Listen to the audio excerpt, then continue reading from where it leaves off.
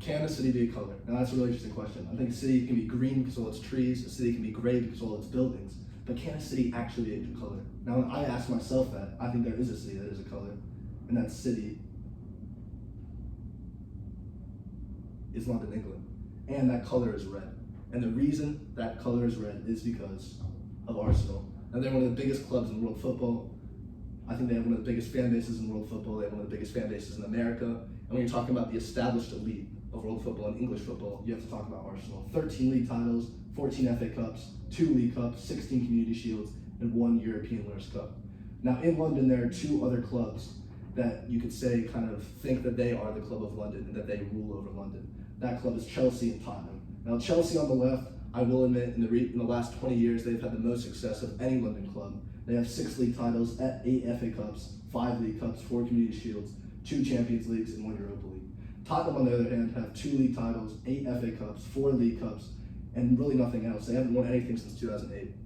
So I'm going to go through why Arsenal is a bigger club than these 2 clubs and why Chelsea's success can have massive asterisks next to it. So first, we're going to talk about North London. So Tottenham and Arsenal stadiums are about 4 miles apart. The major trophies between them is 31 in Arsenal's favor, 17 in Tottenham's favor. Now in North London, since these stadiums are so close apart, the fan bases collide a lot. You could probably say it is Arsenal's biggest rivalry on a standpoint of just proximity. But since 1990, since the Premier League started, Arsenal have 24 trophies and Tottenham have 3 trophies. Now, the 2 main reasons that Arsenal is a bigger club and kind of has the one-up on Tottenham are 2 things, and that is 1, we won the league at White Hart Lane. In 2004, Arsenal would go on to become Invincibles, and they clinched their 13th league title at the Tottenham's ground. That is their last league title, so it has been almost 20 years since we've won the last league title, but it was at Tottenham's ground. It was an incredible day. That's Arsene Wenger, the Arsenal manager.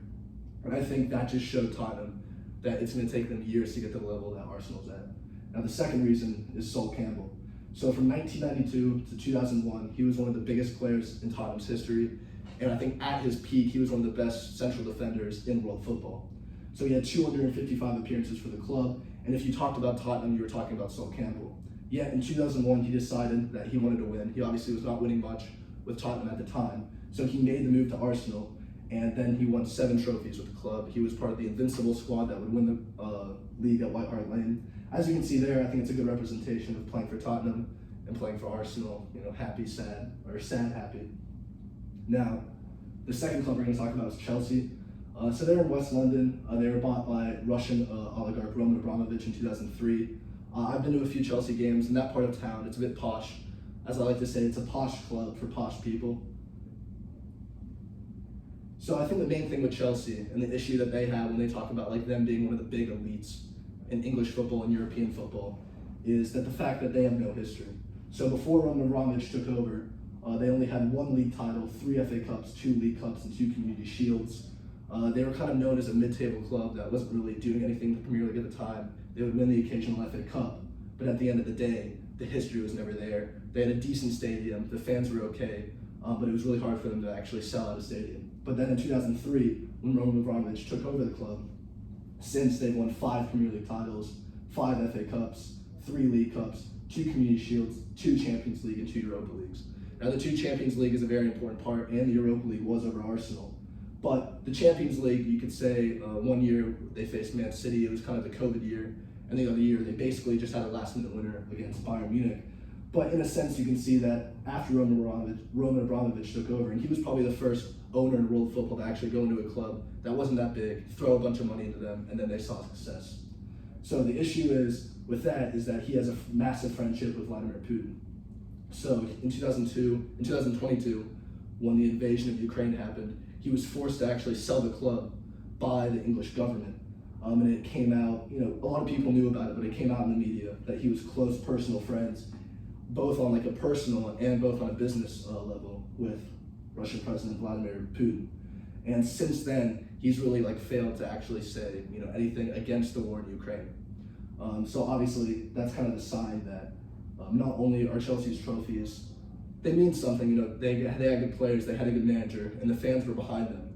And obviously, I know in world football today, the Qataris, a lot of owners are getting into football that might not have the best human rights records. But that doesn't obviously dismantle all of their trophies. but with Chelsea at a point where they had no history before Roman Abramovich took over. They were a minor club in London. If anything, you would say the likes of West Ham were bigger.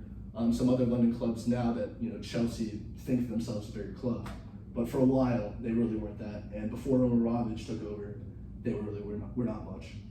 So now the big thing I would say about why Arsenal is the biggest club in London is the future. So Chelsea, they've currently just sacked their second manager within a season. They just sacked Graham Potter, took a massive pay cut to do it. And they're struggling to find any success under new owner Todd Bowley. They've spent around £500 million this season, and they currently sit in 11th place in the Premier League.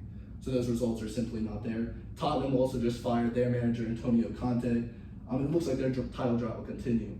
For the past 5 seasons, they finished above Arsenal, and they kind of view that as a trophy. But at the end of the day, they have no chance at winning anything.